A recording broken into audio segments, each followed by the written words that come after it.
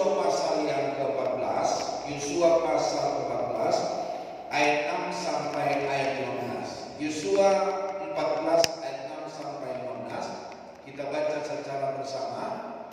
Yosua 14 ayat 6 sampai 15. 2, 3. Bani Yehuda datang menghadap Yosua di Gilgal. Pada waktu itu berkatalah Kaleb bin Yefune orang Kenas itu kepadanya, engkau tahu firman yang diucapkan Tuhan kepada Musa abdi Allah itu tentang aku dan tentang engkau di Kades Barnea. Aku berumur 40 tahun ketika aku disuruh Musa hamba Tuhan itu dari Kades Barnea untuk mengintai negeri itu, dan aku pulang membawa kabar kepadanya yang sejujur-jujurnya. Sedang saudara-saudaraku yang bersama-sama pergi ke sana dengan aku membuat tawar hati bangsa itu. Aku tetap mengikuti Tuhan Allahku dengan sepenuh hati. Pada waktu itu Musa bersumpah, katanya, sesungguhnya tanah yang diinjak oleh kakimu itu akan menjadi milik pusakamu dan anak-anakmu sampai selama-lamanya, sebab engkau tetap mengikuti Tuhan Allahmu dengan sepenuh hati. Jadi sekarang sesungguhnya Tuhan telah memelihara hidupku seperti yang dijanjikannya. Ini sudah 45 tahun lamanya sejak diucapkan Tuhan berfirman itu kepada Musa, dan selama itu orang Israel mengembara pada gurun. Jadi sekarang telah berumur 85 tahun aku hari ini. Pada waktu ini aku masih sama kuat seperti pada waktu aku disuruh Musa. Seperti kekuatanku pada waktu itu, demikianlah kekuatanku sekarang untuk berperang dan untuk keluar masuk. Oleh sebab itu, berikanlah kepadaku pegunungan yang dijanjikan Tuhan pada waktu itu, sebab engkau sendiri mendengar pada waktu itu bahwa di sana ada orang enak dengan kota-kota yang besar dan berkubu. Mungkin Tuhan menyertai aku sehingga aku menghalau mereka seperti yang difirmankan Tuhan. Lalu Yosua memberkati Kaleb bin Yefune, dan diberikannya lah Hebron kepadanya menjadi milik pusakanya. Itulah sebabnya Hebron menjadi milik pusaka Kaleb bin Yefune orang Kenas itu sampai sekarang ini, karena ia tetap mengikuti Tuhan Allah Israel dengan sepenuh hati. Nama Hebron dahulu ialah Kiriat Arba. Arba ialah orang yang paling besar di antara orang Enak, dan amalah negeri itu berhenti berperang. Nah, Bapak Ibu saudara-saudara kasih Tuhan, Kaleb menjadi teladan orang percaya yang tidak mudah goyah.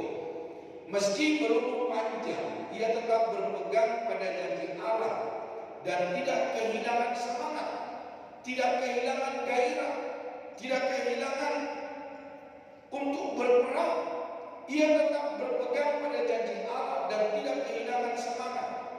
Dari Kaleb kita bisa belajar bagaimana hidup dengan sikap pantang menyerah, dan kita terapkan untuk jadi berkat di tempat di mana kita bekerja. Kita jadikan berkat di mana kita meraih atau ingin menembus segala apa yang kita cita-citakan di dalam hidup ini. Jadi Bapak Ibu saudara-saudara kasih Tuhan, sebagai orang percaya, supaya kita pantang menyerah.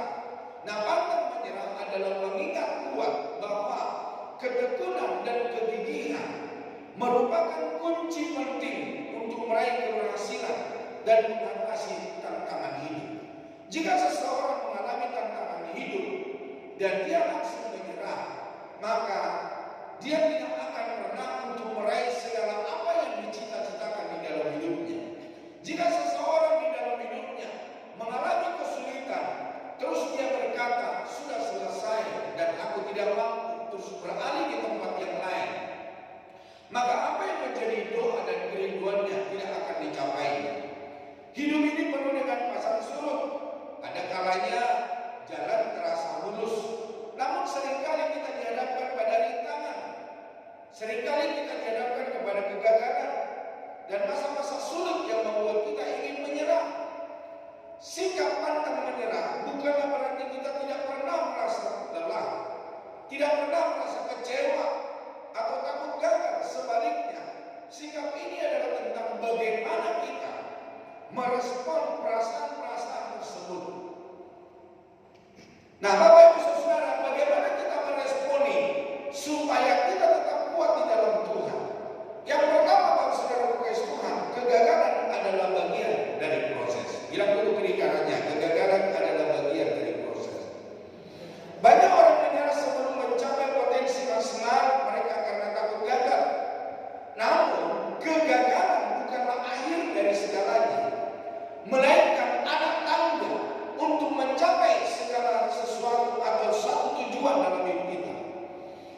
Para penemu besar dan tokoh di dalam lingkungan kita, di dalam Alkitab, seringkali mengalami puluhan bahkan ratusan kegagalan sebelum akhirnya mereka mencapai apa yang mereka cita-citakan di dalam hidupnya. Dan hari ini belajarlah dari setiap kegagalan. Lakukan evaluasi diri dan coba kembali dengan pendekatan yang lebih baik. Ada salah satu contoh yang kita tahu di dalam dunia ini, yaitu Thomas Alva Edison. Dari 1800 sekian, maka kisah Thomas Alva Edison dinaikkan. Ternyata Bapak Saudara Saudara, dia bukan hanya penemu lampu pijar. Ternyata dia juga penemu lampu listrik. Untuk apa? Untuk perfilman. Dia juga ternyata salah seorang yang menciptakan bagaimana merekam suara. Jadi Bapak Ibu Saudara Tuhan, ada beberapa hal yang ditemukan oleh Thomas Alva Edison. Biarpun kita tahu beribu kali dia gagal dalam menghadapi atau untuk mencapai apa yang disebut lampu pijar. Yang kedua, Bapak Saudara, selain hanya kita fokus kepada tujuan, kita fokus tujuan bukan hambatan. Jadi tujuan yang kita capai itu segala sesuatu rintangan itu bukan hambatan, tetapi merupakan sebuah pengalaman di dalam hidup kita. Bagaimana kita berjuang, bagaimana kita ingin mendapatkan segala sesuatu yang kita butuhkan. Saat masalah datang, mudah untuk terfokus pada rasa sakit atau besarnya rintangan. Hal ini mengajak kita untuk mengalihkan fokus. Ingatlah kembali apa yang menjadi tujuan atau impian Anda. Visi yang jelas akan memberikan energi untuk terus berusaha dan menemukan solusi meskipun jalan terasa sulit. Yang ketiga, saudara, kekuatan sejati ada di dalam diri. Sikap pantang menyerah mendorong kita untuk terus menggali potensi diri. Seringkali kita lebih kuat dari yang kita kira. Ketika kita merasa tawar hati pada masa kesesakan, kekuatan kita seolah mengecil. Namun dengan tekad untuk terus berjuang, kita dapat menemukan kekuatan tersembunyi yang membantu kita bangkit dari keterpurukan. Ada beberapa hal yang saya mau tunjukkan kepada Bapak Ibu Saudara. Di tahun 98 itu sangat jelas dalam ingatan saya. Bagaimana seorang ibu mengangkat tempat tidur yang berukuran besar. Dia mengangkat sendiri tempat tidur dari mall, dia bawa pulang ke rumah, dia sambil ketawa-ketawa. Bagaimana seseorang mengangkat kulkas 2 pintu yang dijaga dari mall, dibawa ke rumah. Dan ada banyak perkakas-perkakas lain yang diangkut oleh orang-orang yang seharusnya mereka tidak mampu untuk mengangkutnya. Tetapi pada masa-masa itu saya melihat betapa kuatnya, betapa mampunya mereka untuk mengangkat barang-barang itu. Jadi Bapak Saudara Tuhan, ada kekuatan tersendiri yang Tuhan angkat di dalam hidup kita. Tatkala kita merasa lemah, tatkala kita merasa tidak mampu, namun kekuatan sejati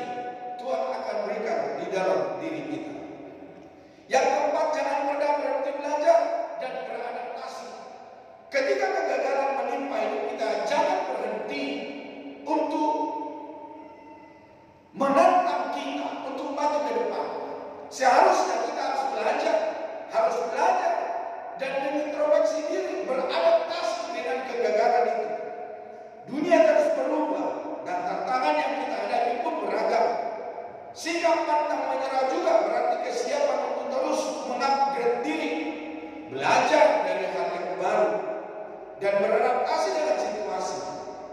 Fleksibilitas ini memungkinkan kita untuk menemukan cara-cara baru dalam mencapai tujuan. Mungkin ada di antara Bapak Ibu Saudara yang tahu dengan ATM. Apa itu ATM? Bukan tunjangan mandiri, tapi amati, tiru, dan modifikasi. Ada banyak orang saudara kasih Tuhan yang mengamati apa yang dikerjakan oleh orang lain, yang meniru apa yang dikerjakan oleh orang lain. Tetapi saudara kasih Tuhan, ada sebuah modifikasi yang diperbuat sehingga apa yang dikerjakannya lebih indah, lebih bagus. Orang yang capek berpikir, tapi dia menikmati saudara. Jadi Bapak Saudara, jangan pernah berhenti belajar dan beradaptasi. Yang berikutnya, pentingnya ketekunan. Ketekunan seringkali menjadi pembeda antara orang yang berhasil dan yang menyerah di tengah jalan. Seperti Isa, ketika dia membangun atau dia menggali sumur, dia tidak berhenti walaupun banyak tantangan. Misalnya di daerah ini di Jalan Manuntung dia ditolak, dia diusir saudara. Orang-orang berkata kamu tidak berhak karena kamu bukan anggota atau kamu bukan masyarakat asli di tempat ini. Dia diusir.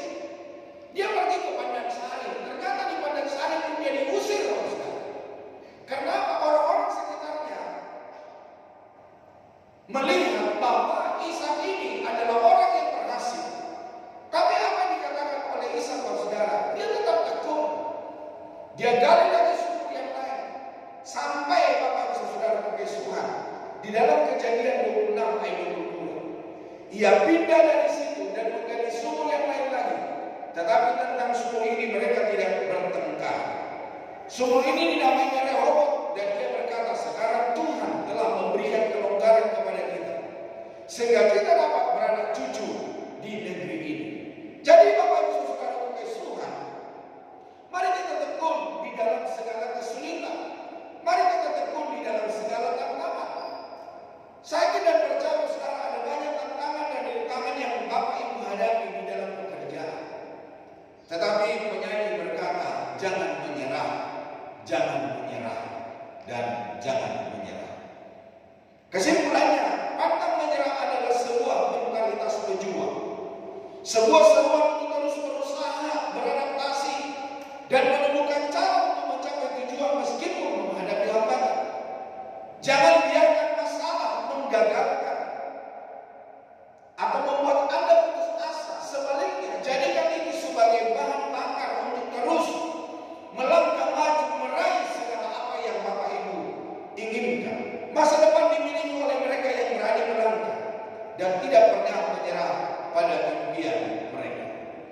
Nah, Bapak Ibu Saudara kekasih Tuhan, hari ini kita akan lebih dalam mempelajari lagi supaya kita mengingat ketika kita berhadapan dengan segala tantangan dan kehidupan, mari kita ingat janji Tuhan. Janji Tuhan adalah Dia dan Anda. Ketika Dia memilih kita, ketika Dia berjanji kepada kita, maka Dia juga akan memberikan jalan keluar bagi hidup kita. Kita akan jadi pemenang. Kita akan berkata puji Tuhan, karena firman Tuhan berkata, orang yang menabur dengan air mata, mereka akan bersorak-sorai sambil membawa berkas. Memang Bapak Saudara, untuk kita mencapai satu tujuan dalam hidup pasti banyak tantangan, pasti banyak rintangan, banyak kegagalan-kegagalan yang kita temukan. Tetapi ingatlah janji firman Allah, di mana Tuhan mendidik kita untuk kita tekun, untuk kita tetap ada di dalam kebenaran Allah, untuk kita tetap hidup di dalam firman Tuhan yang iya dan amin. Firman yang baru diucapkan Tuhan melalui Musa tidak pernah dilupakan oleh Kaleb. Jadi firman Tuhan mengajarkan kita tentang kesetiaan, pengharapan, dan kepastian di tengah ketidakpastian hidup. Janji Tuhan tidak seperti janji manusia yang bisa diingkari. Kalau hari ini berkata A, besok berkata B. Hari ini berkata C, besoknya berkata F. Janji Tuhan tidak seperti itu, saudara. Janji Tuhan tidak gampang untuk dibolak-balik atau ditipu manusia. Tapi janji Tuhan, sekalipun kita melihat kegagalan ketika kita mau menempuh, Tuhan akan memberikan kemenangan bagi orang yang percaya kepada Dia. Itulah sebabnya untuk mengikuti janji Tuhan, yang pertama, kesetiaan Tuhan tidak pernah goyah. Tuhan tidak pernah goyah akan janjinya. Janjinya itu akan digenapi bagi setiap orang yang percaya, bagi setiap orang yang mengasihi Dia, bagi setiap orang yang memegang janji kebenaran firman Tuhan. Janji Tuhan itu teguh dan pasti digenapi, bahkan lebih baik dari yang bisa kita bayangkan. Dalam Efesus pasal 3 ayat 20, seperti Abraham yang imannya diperhitungkan sebagai kebenaran karena ia percaya penuh akan janji Tuhan. Kita pun harus memegang teguh janjinya dengan keyakinan yang sama. Jangan ketika kita menghadapi masalah dan kita mau menempuh janji Tuhan dalam hidup kita, terus kita menyerah dan kita berkata, mana Tuhan?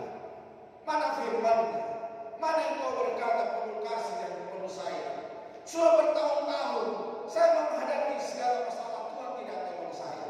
Tetapi orang yang setia sampai pada akhirnya akan melihat kebaikan dan kemurahan Tuhan.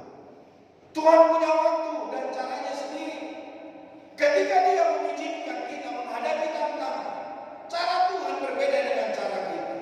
Kalau cara kita, ya, kalau hari ini kita bergumul, hari ini kita dapatkan. Ya ada apa-apalah ditunda 1 minggu, 2 minggu, tapi jangan sampai bertahun-tahun. Tapi bagi Tuhan tidak seperti itu. Kadang-kadang Tuhan izinkan kita berjam-jam, berminggu-minggu, berbulan-bulan, bahkan bertahun-tahun. Tapi Bapak Saudara Tuhan ingat bahwa Tuhan punya waktu dan caranya sendiri. Ketika saya pelayanan ada di Palu, Saudara, saya melihat satu keluarga di mana keluarga ini digoyah oleh kuasa kegelapan. Suaminya dibawa oleh gombel, Saudara. Bukan dibawa keluar kota, tapi dia ada di dalam kota dengan istri aslinya. Bukan hanya itu, dari kesaksian istrinya berkata bahwa suaminya itu membawa wanita itu ke rumah. Waktu si pria itu membawa wanita itu ke rumah, sambil dia berdoa, si wanita itu berdoa. Apa yang dilakukan? Bukan dielus-elus, bukannya disayang, tapi ditendang dari belakang. Ketika ibu berdoa ditendang dari belakang. Tapi dia berkata, puji Tuhan, Pak. Kalau hari ini saya bersama dengan suami saya, kami dapat melayani Tuhan. Berapa tahun kira-kira pergumulan wanita itu menghadapi suaminya? Bukan 1 tahun, bukan 2 tahun, bukan 10 tahun, tapi 20 tahun. Mungkin kita berkata, udah cerai saja. Banyak sekarang orang gampang cerai karena menghadapi tantangan hidup. Tetapi saya melihat wanita ini 20 tahun dia diperhadapkan. Bagaimana dia menghadapi suaminya? Tapi dia bilang, Pak, sekarang saya menjadi pemenang. Saya bersama dengan suami saya bisa melayani Tuhan. Kami dapat membuka rumah kami di mana bisa Bapak berkhotbah hari ini. Bapak Ibu Saudara, penggenapan janji Tuhan bisa memakan waktu dan memerlukan proses. Banyak orang saudaraku yang ingin satu janji Tuhan, tapi tidak ingin menghadapi proses di dalam hidupnya. Tuhan tidak terburu-buru dan akan memberikan segalanya tepat pada waktunya. Kesabaran dan ketekunan adalah kunci dalam menantikan janji Tuhan. Berapa lama Bapak Saudara pakai Tuhan untuk menanti janji Tuhan? Berapa lama Bapak Saudara menghadapi pergumulan sampai Tuhan menjawab Bapak Saudara? Sudah sampai 20 tahun? Kalau belum sampai 20 tahun, berarti persoalan Bapak Saudara belum seberat persoalan wanita ini. Yang berikutnya, ketaatan adalah kunci menerima janji. Hari ini Bapak Saudara, mari kita menjadi seorang yang taat, yang mengikuti kebenaran firman Tuhan, yang mengikuti janji Tuhan, yang mengikuti apa yang Tuhan perintahkan. Kadang sulit, kadang pahit Bapak Saudara. Tetapi saudara, orang yang taat, mereka akan menerima janji daripada Tuhan. Ada bagian yang harus dilakukan oleh orang percaya untuk menerima janji Tuhan. Ketaatan adalah kunci agar janji Tuhan dicurahkan atas hidup kita. Dan kita harus melakukan bagian kita dengan tekun dan setia. Dan jangan lupa di dalamnya ada sebuah ketaatan. Yang berikutnya Bapak Saudara kasih Tuhan, janji Tuhan memberikan pengharapan.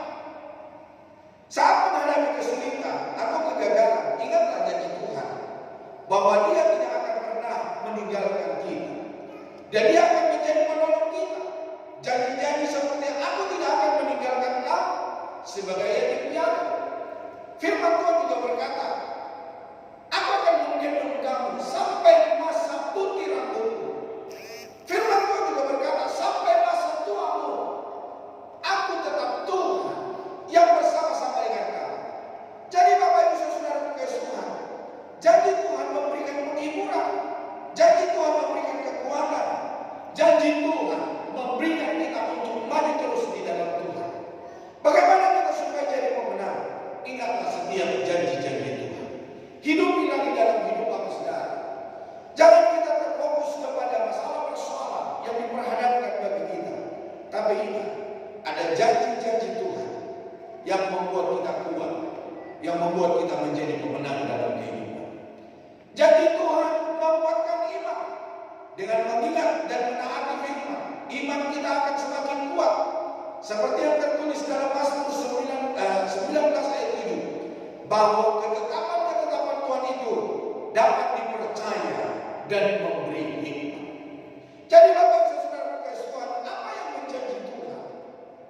Dia akan digenapi bagi setiap orang yang percaya, orang yang setia, orang yang taat sampai pada akhirnya. Yang berikutnya Saudara kekasih Tuhan, untuk memuliakan namanya. Semua janji Tuhan digenapi agar namanya dipermuliakan. Menantikan pengenapan janjinya juga menjadi kesaksian bagi banyak orang yang membutuhkan harapan. Kenapa Tuhan berjanji kepada saudara? Supaya namanya dipermuliakan, supaya namanya ditinggikan. Saya tidak percaya bahwa saudara kekasih Tuhan, Bapak Ibu banyak menemui di sosial media bagaimana orang-orang dipakai oleh Tuhan, bagaimana orang-orang kuat di dalam Tuhan dan mereka menjadi pemenang.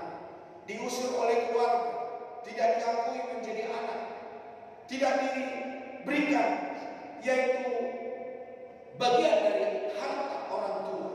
Mereka dikucilkan, tetapi sampai hari ini mereka mampu, mereka kuat, dan mereka berkata, Allah yang aku sembah adalah Allah yang hidup. Jadi Bapak Ibu Saudara kekasih Tuhan, Tuhan yang dipermuliakan dari setiap janji yang Tuhan berikan. Di dalam Yosua 1:13 berkata, ingatlah kepada perkataan yang dipesankan Musa, hamba Tuhan itu kepadamu, yakni Tuhan Allahmu mengaruniakan keamanan kepadamu dan memberikan kepadamu negeri ini.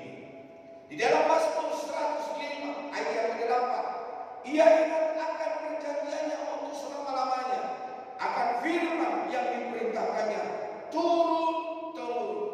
Jadi janji Tuhan bukan hanya untuk Kaleb, janji Tuhan bukan hanya untuk Yosua, janji Tuhan bukan hanya untuk Daud, tetapi janji Tuhan untukmu dan untukku yang percaya kepadanya.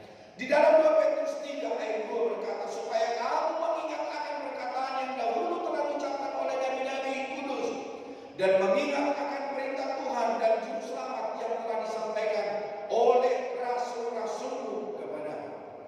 Sudah berapa tahun rasul-rasul waktu yang telah Tuhan percayakan bagi kita? Apakah kebenaran firman Tuhan masih hidup di dalam hidup kita? Saya berkata, janji Tuhan masih dinyatakan sampai hari ini. Bahkan firman Tuhan berkata, firman itu akan digenapi sampai Tuhan, sampai bumi ini tidak ada Saudara. Jadi Bapak Ibu Saudara kekasih Tuhan, berbahagialah Bapak Ibu Saudara yang masih mengalami janji Tuhan, yang tetap percaya akan kebenaran firman Allah, dan semua janji itu akan digenapi buat setiap orang yang taat kepadanya. Di dalam Roma pasal 4 ayat 20 sampai 22, tetapi terhadap janji Allah ia tidak bimbang karena ketidakpercayaan, malah ia diperkuat dalam imannya, dan ia memuliakan Allah dengan penuh keyakinan bahwa Allah berkuasa untuk melaksanakan apa yang telah dijanjikan. Karena itu hal ini penting diperhitungkan kepadanya sebagai kebenaran.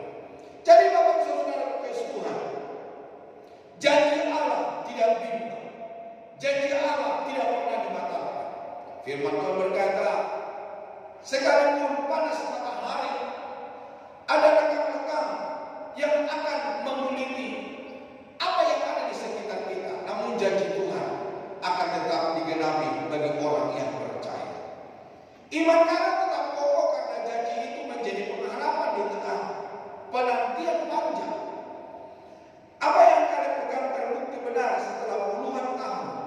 Janji Allah selalu ya dan amin. 45 tahun kemudian, ketika janji itu, ketika firman itu diberitakan kepada Alef, baru 45 tahun kemudian dia menerima apa yang dijanjikan oleh Tuhan. Bapak Ibu Saudara, sudah berapa lama Bapak Ibu bergumul? Sudah berapa lama Bapak Ibu berdoa? Sudah berapa lama Bapak Ibu menantikan janji Tuhan? Ingat, janji Tuhan itu ya dan amin. Dia akan menggenapi setiap apa yang dijanjikannya menjadi ini bagian kita. Yang berikutnya Saudara, yang kedua, mari kita memiliki karakter Allah. Ayat 7 dan 8. Kalau berbeda dengan 10 peminta lainnya yang mempercayai dan mengikuti Tuhan sepenuh hati. Memiliki karakter Allah berfokus pada panggilan umat beriman untuk merefleksikan sifat-sifat ilahi dalam kehidupan sehari-hari. Ini adalah proses seumur hidup yang didorong oleh bimbingan Roh Kudus. Bapak Ibu Saudara terkasih Tuhan, karakter Allah perlu diteladani. Apa itu karakter Allah? Yaitu tentang kasih. Allah adalah kasih, mengasihi Tuhan dengan segenap hati dan mengasihi sesama seperti diri sendiri adalah inti dari karakter ilahi. Jadi Bapak Ibu Saudara terkasih Tuhan, Tuhan adalah Tuhan yang kasih. Dia adalah Allah yang memiliki kesetiaan. Tuhan itu setia dan adil, menjadi orang yang dapat dipercaya dan memegang janji mencerminkan sifat ini. Karakter Allah perlu diteladani, yaitu apa? Kebaikan dan kemurahan hati. Allah murah hati, Allah baik hati, Allah penuh belas kasihan. Ini mendorong kita untuk berbelas kasihan dan bermurah hati kepada orang lain. Kesabaran dan panjang sabar. Tuhan panjang sabar dan lambat marah. Adakah dia langsung memukul kita ketika kita melakukan kesalahan di dalam hidup? Ketika kita menyimpang dari segala jalan-jalannya, namun dia tetap sabar. Dia tetap menanti engkau berbalik kepada kebenaran firman Tuhan. Memiliki kesabaran di tengah tantangan adalah tanda kedewasaan Allah. Ketika Bapak Ibu tidak sabar, ketika Bapak Ibu tidak bisa bertahan untuk menanti janji Tuhan, berarti Bapak Saudara terkasih Tuhan, boleh disebut Bapak Ibu adalah orang yang tidak sabar.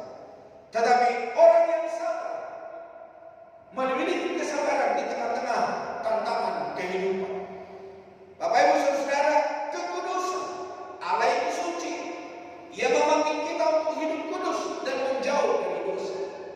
Tapi ada banyak orang tidak mengikuti karakter Allah, tidak menaati karakter Allah. Ketika Tuhan berkata, kuduslah kamu sebab aku kudus, ada banyak orang berkata, bagaimana saya ini kudus di dalam dunia dengan pencobaan? Tidak mungkin. Bapak Ibu Saudara, orang yang tidak berkata tidak mungkin, maka itu tidak akan bisa dijalani dalam dunia. Tetapi karena firman Allah berkata, orang yang percaya kepada Dia, orang yang mengikuti Dia, kuduslah kamu, maka Tuhan yang menguduskan saya. Hikmat Allah itu bijaksana, mencari hikmat darinya dan menerapkannya dalam keputusan hidup adalah penting. Dalam firman Tuhan berkata, siapa yang tidak berhikmat, mintalah daripada Tuhan. Tuhan akan memberikan hikmat kepadanya.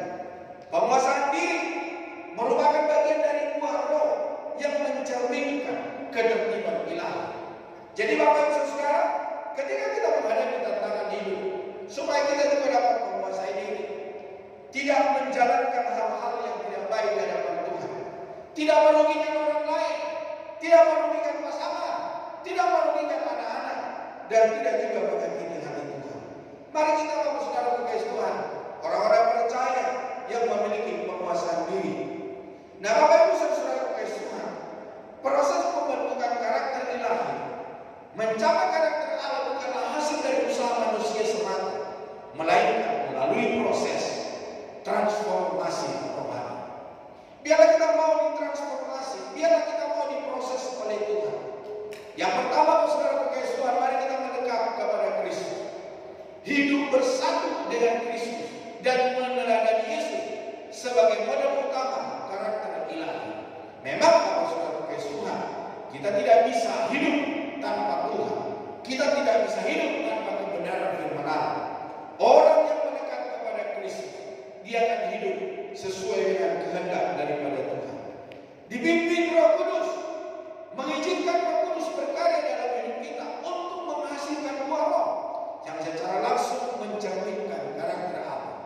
Di doa-doa berkat yang selalu saya katakan kepada Tuhan, supaya Tuhan kiranya menyertai kita, memberikan sukacita di dalam hidup kita, di dalam segala perkara, dan tidak menyimpang ke kiri dan ke kanan. Siapa membuat kita mampu? Apakah kekuatan kita? Tidak bisa, saudara. Hanya Roh Kudus yang memampukan kita untuk menjaga kekudusan dan perkenanan kepada Allah. Marilah hari ini supaya kita dipimpin oleh Roh Kudus. Marilah hari ini supaya Roh Kudus bekerja di dalam hidup kita. Dia menjaga hati kita, dia menjaga perkataan kita, dia menjaga penglihatan kita, dia menjaga pendengaran kita, dia menjaga seantero hidup kita, sehingga kita memperilakukan hidup kita berlaku sesuai dengan kehendak Tuhan, berlaku sesuai dengan kebenaran firman Tuhan. Yang ketiga, mengizinkan Roh Kudus berkarya. Pembentukan karakter ilahi dimungkinkan melalui kuasa Roh Kudus yang menolong umat percaya menghasilkan buah roh, yaitu kasih, sukacita, damai sejahtera, kesabaran, kemurahan, kebaikan, kesetiaan, kelemah lembutan, dan penguasaan diri. Bagaimana supaya kita dapat melakukan itu dalam hidup kita? Izinkan Roh Kudus berkarya di dalam hidup. Ketaatan pada firman. Bagaimana supaya kita taat akan kebenaran firman Tuhan? Nah, tentu Bapak Saudara, untuk kita taat, tentu kita tahu apa isi kebenaran firman Tuhan. Bacalah firman Tuhan. Bagaimana Bapak Saudara? Sudahkah Bapak Ibu membaca firman Tuhan? Sudahkah Bapak Ibu merenungkan firman Tuhan?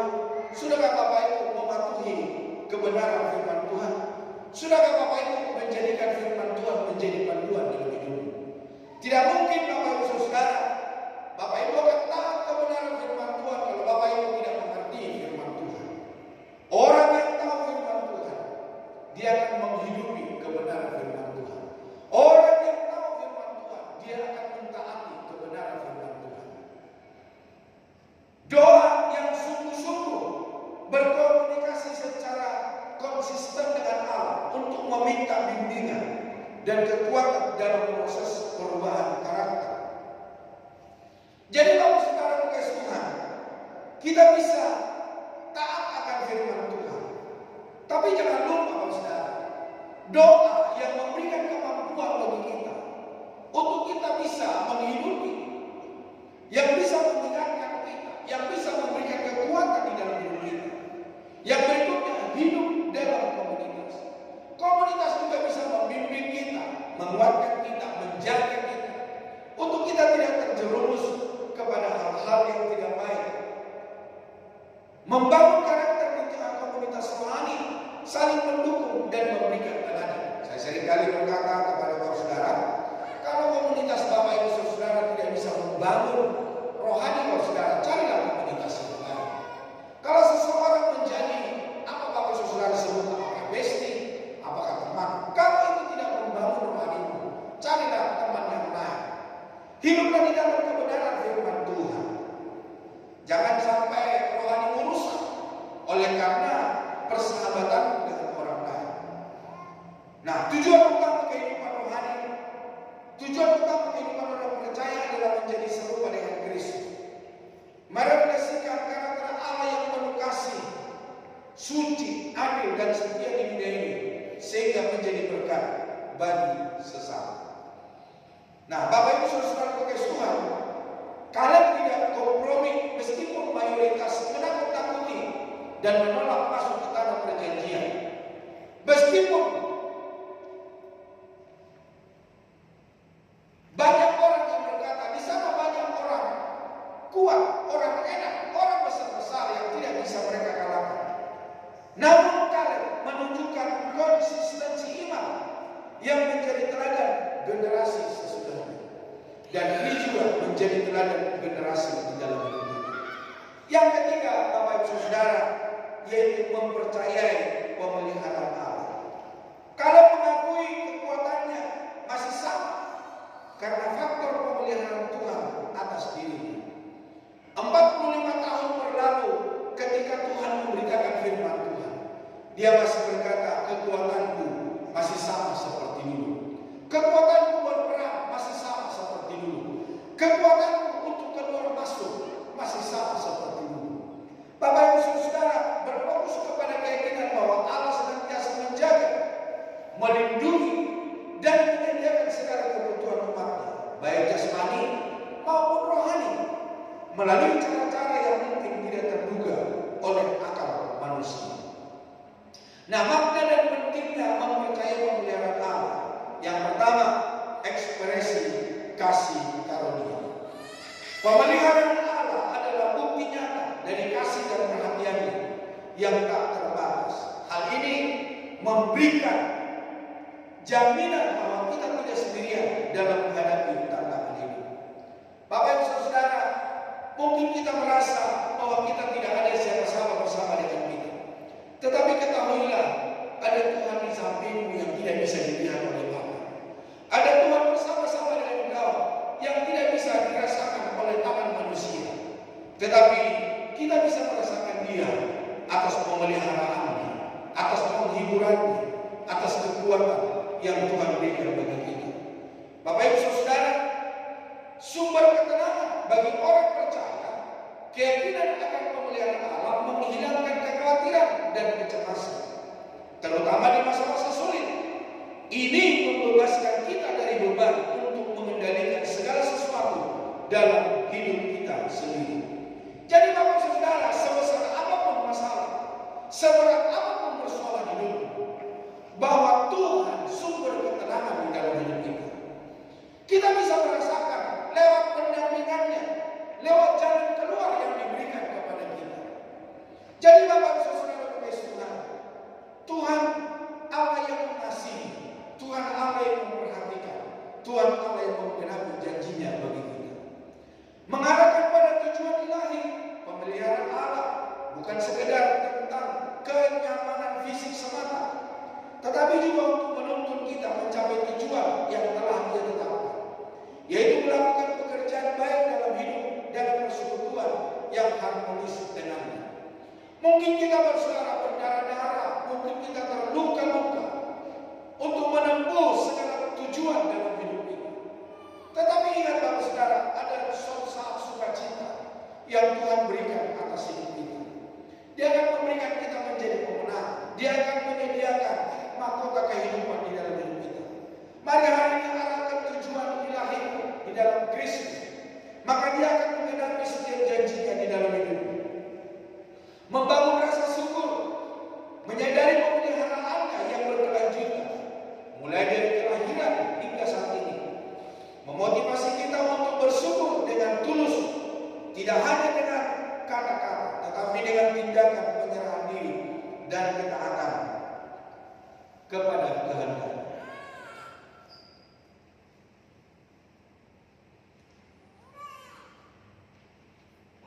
Bapak Ibu Saudara, di dalam firman Tuhan berkata, mengucap syukurlah dalam segala perkara, karena itulah yang Tuhan inginkan di dalam hidup.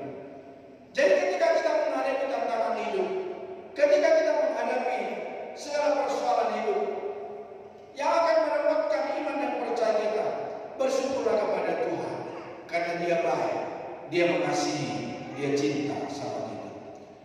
Sikap dan respon orang percaya, mari kita mengandalkan Tuhan sepenuhnya.